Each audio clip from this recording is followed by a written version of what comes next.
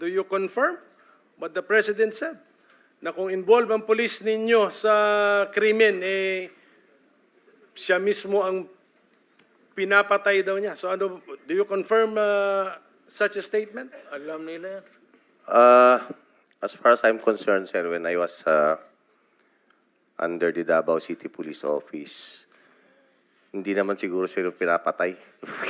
Sige, tell us. As far as I know, sir, wala man pinatay po si Mayor talaga. What do you do? What do you do to the policemen involved in crime?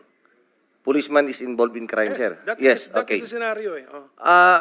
Sir, nung panahon ko, when I was the city director, there was one policeman who was discharged for illegal drugs. And unfortunately,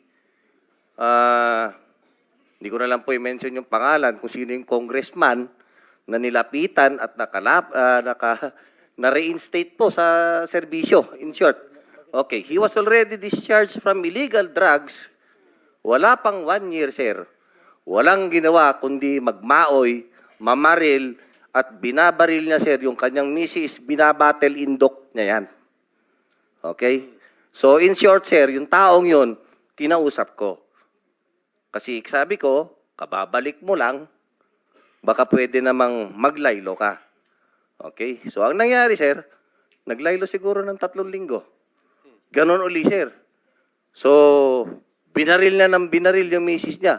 And accordingly, sabi mismo ng misis niya, sir, kaya po laging nagwawala na naman itong mister ko dahil bumalik uli sa droga.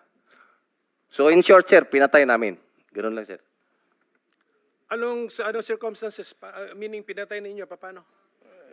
Sir, lumaban, sir, Pulis, may sariling baril, sir. Binabaril nga niya yung misis niya, kami pa. Napatay nyo sa bahay niya? Yes, sir. Nag-operation Inoperate kayo? namin talaga, sir. Yes, sir. Inoperate namin, sir. Nakalimutan ko lang yung apelyido. Pero that was when I was the city director. I think it was 2014.